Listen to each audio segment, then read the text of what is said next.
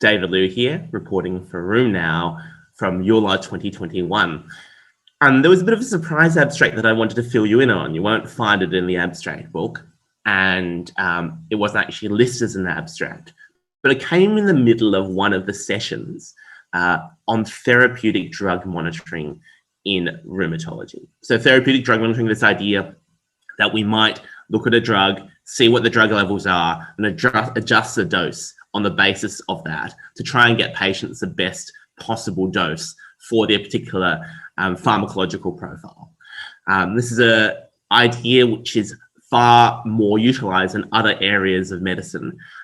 But we know there's been a lot of discussion about this regarding monoclonal antibodies, knowing that there's quite a large individual pharmacokinetic variability between with TNF inhibitors and other monoclonal antibodies. Knowing that there's that variation between person to person with that, can we get the best dose for an individual for a biologic? And the prototype for that has always been Infliximab and adalimumab, although it only applies across other TNF inhibitors and other monoclonal antibodies. So one study which has been really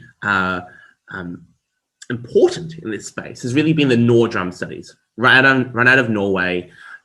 And we saw last year at EULAR and ACR, the results from NORDRUM A presented, which was really about proactive therapeutic induction, trying to find the right dose at the beginning before a patient had been pushed into remission. In Norway, across diseases, RA, PSA, AS, as well as IBD indications and psoriasis as well. And we saw that NORDRUM A failed. There was no benefit in looking at levels in the induction phase.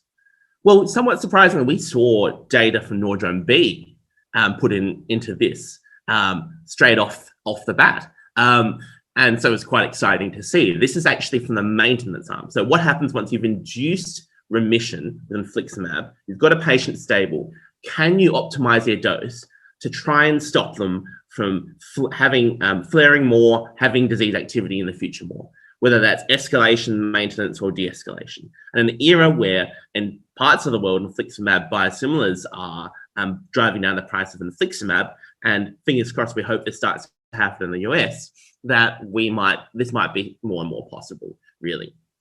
So what did we see? Well, in fact, it's a positive study. We saw that the therapeutic drug monitoring approach versus the standard care approach led to 15% fewer patients with disease worsening and reduced the flare rate ×2. Now, we'll see more of this when it's presented properly.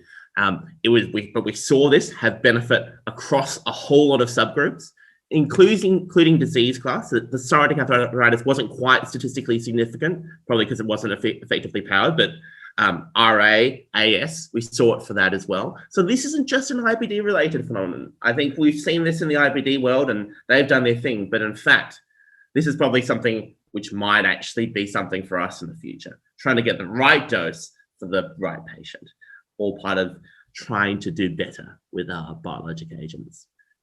For more great RA content, for more great EULAR 2021 content, you know where to go, roomnow.com.